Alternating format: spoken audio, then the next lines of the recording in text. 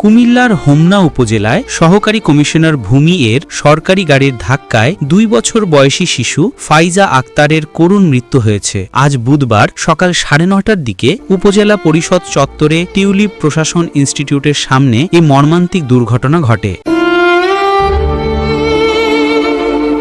পরিবার ও প্রত্যক্ষদর্শীদের বর্ণনা অনুযায়ী সকালে ফাইজা তার মায়ের সঙ্গে উপজেলা চত্বরে আসে। ঠিক সেই মুহূর্তে দ্রুত গতিতে প্রবেশ করা এসিল্যান্ডের সরকারি গাড়িটি সরাসরি শিশুটিকে চাপা দেয়। ঘটনাস্থলেই মৃত্যু হয় ছোট্ট ফাইজার। হৃদয় বিদারক দৃশ্যটি দেখে ফাইজার মা কান্নায় ভেঙে পড়েন। তিনি অভিযোগ করে বলেন, গাড়িটা ভয়ঙ্কর গতিতে আসছিল, মুহূর্তেই আমার মেয়েটাকে কেড়ে নিল।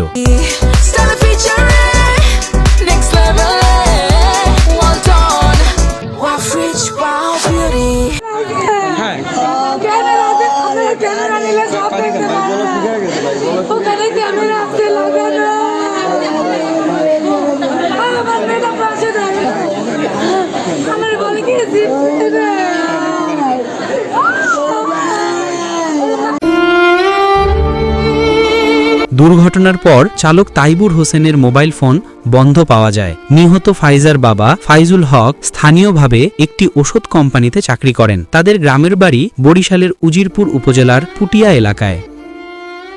খবর পেয়ে হোমনার সহকারী কমিশনার ভূমি আহমেদ মুফাসের ও নবনিযুক্ত ইউএনও শহীদুল ইসলাম হাসপাতালে গিয়ে শোকাহত পরিবারকে সান্ত্বনা দেন। এসিল্যান্ড সাংবাদিকদের বলেন, ঘটনার সময় আমি গাড়িতে ছিলাম না, খবর পেয়েই ছুটে এসেছি। এই শিশুটি আমার সন্তানও হতে পারত।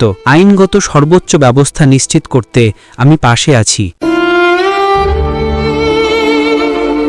ফাইজার বড় ভাই টিউলিপ প্রশাসন ইনস্টিটিউটের প্লে গ্রুপের শিক্ষার্থী বলে জানান প্রতিষ্ঠানটির প্রধান শিক্ষক মোহাম্মদ ইব্রাহিম। এদিকে হোমনা থানার ওসি জানান, এখনও লিখিত কোনো অভিযোগ পাওয়া যায়নি। অভিযোগ পেলে আইনগত ব্যবস্থা নেওয়া হবে। ঘটনাটি জানাজানি হতেই পুরো উপজেলা জুড়ে শোক ও ক্ষোভের সৃষ্টি হয়েছে। স্থানীয়রা দ্রুত বিচার ও উপজেলা চত্বরে যানবাহনের গতি নিয়ন্ত্রণ সহ নিরাপত্তা ব্যবস্থার উন্নয়ন দাবি করেছেন।